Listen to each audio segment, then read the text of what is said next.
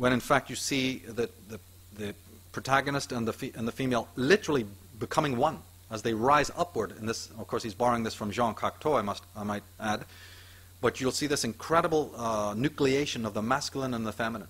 But that's in a movie that's talking about spirituality and transcendence and crucifixion.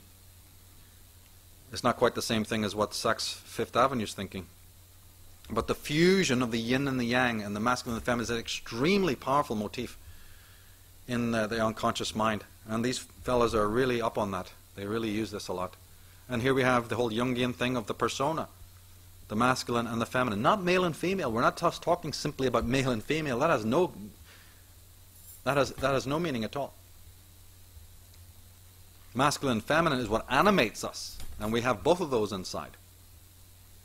We have many advertisements, for instance, of the return to the mother, the return to the womb idea. The time is short, so we have to kind of go through these rather quickly. But the O is the symbol of the ovum, the ova, like we saw earlier, the womb. And here you have the man and the phallic bottle. You see, you have the Holy Grail chalice, and you have the phallic bottle with the O, and the O is always the life, for age upon age, it's been the symbol of the feminine and the mother, and the state of immersion into that state. And so you see them borrowing these ancient motifs.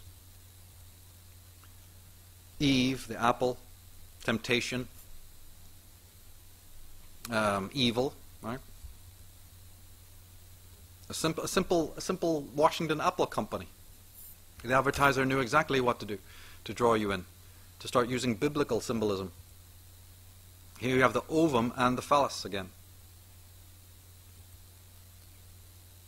Here again you have the Chanel, but again it's the womb, the vesica Pisces, and the circle, the all-enclosing circle. It's basically a magical alchemical image. And there you see the male and the female again in their alchemical embrace, simulating the chemical wedding. Of course, in science we know that the female gene or chromosome is represented by the letter X, and that's why you see it so often, symbolizing the feminine. And if you feminize something by a symbol, an O, an S, or an X, if you feminize the image, it attracts men.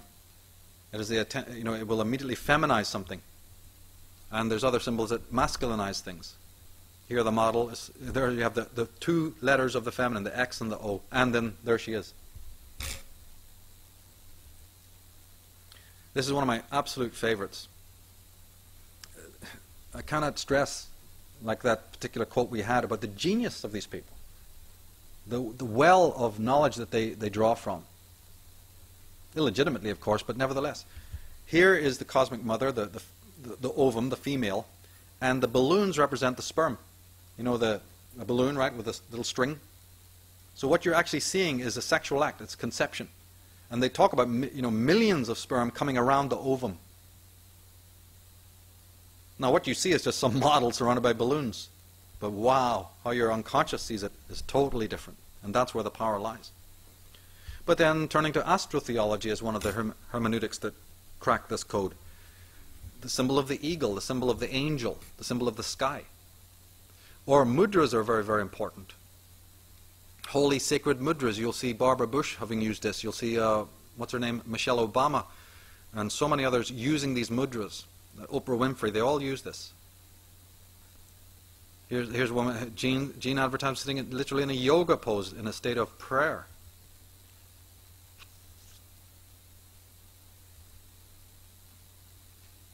Here you have East meets West.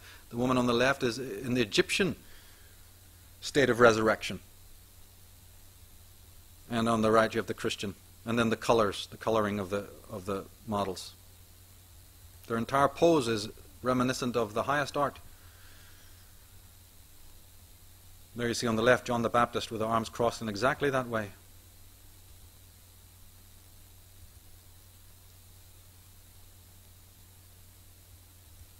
Oh, no head. No head. No head. They love these headless women. Here we have a spirit. Right? Again, breath, spiritus. Well, that was feminine in the Gnostic tradition, wasn't it? Light. The concept of light. The concept of the Christ. They're always selling you something. Remember? You can't get it from within yourself, so you inherit it from external means. Here you have almost like floating on the water, walking on the water. And again, the use of yoga and meditation and spirituality. Where there's life, there's bud. This vampiristic way to make you feel that now you become dependent on the external stimuli of the world.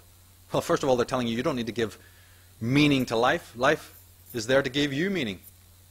But secondly, they're even saying that, through our products, through our creations, you gain that life, turning you into basically a vampire. Come alive. You're in the Pepsi generation. And then the narcissism again. Tom Selleck here, I don't let anything get in the way of my enjoyment. Well, that's good to know. Or pleasure to burn, if it feels good, do it. Nike's just do it. The energy you crave. Yeah, well, what's the downside of all of that? And then this thing I pointed out before is this whole concept of the usage of light. We have commercials we could show that even just amazing examples of this. But then even in the beer where it's meant to be a light beer, L-I-T-E, and yet the spelling is clearly light, luminescence. So when you're drinking that alcohol or you're drinking that beverage, the idea is that you're being enlightened. You're drinking something of the light. What's that? That's spiritual. That's part of your spiritual journey. The idea of imbibing light, the Holy Grail, the truth.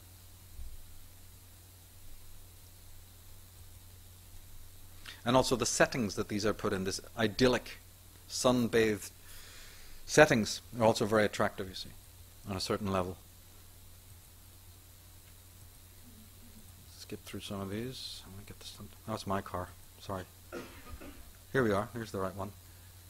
Take a word like, this is just one example of many. On the DVD there's more, but centra. Interesting word that doesn't mean anything in English. That's because it's not meant to. It's a composite word. And it's in fact a non-English word, and that should always alert you when the word is not English. There's something else going on there. It's either a Latin word or a Greek word or a Hebrew word or even a word from the magical tradition.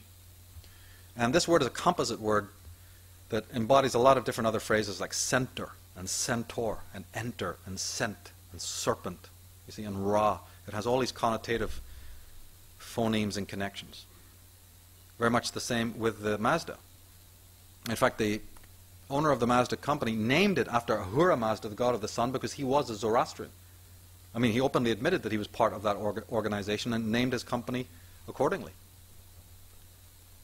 And by the way, that is the sign of Aries, which is always sacred house of the zodiac to solar cults. Nisan is the same. It's the Jewish first month where the sun rises on the horizon. And that's why you have that circle rising above what looks like a border with the word Nisan in it that literally means the place of the sun rising on the first month of the Jewish New Year. So we have astrotheology there. We've got the usage of words. Here's another one of those composite terms, lexis. If you turn the word backwards, you get succel. And that is a composite word that involves words like success and sex and cell and lux, which is Latin for light. And even the idea that so many logos come in a circle. If we have time at some future point, we can discuss this. Sprite is really a take on the word spirit, of course. So again, you see some advertisement where they're drinking this stuff. The subconscious mind picks it up slightly differently than the conscious mind. And there they're using the sort of a yin-yang symbol. Phila is often the one I use because this is very interesting. Again, it's a word that doesn't really mean anything in English, but if you turn it backwards, it has a lot of meaning in the occult tradition because it's Aleph, the very first letter of the Hebrew alphabet. And that's where we get our English word alive from, meaning life. So if you turn life backwards, then you have death. So the word phila actually really represents death or blackness. Here we have the return to the womb. But look at the logo at the top left. When we get to our part on posthumanism, we'll see how many advertisements have been for many years past suggesting this technocratic age that's to come.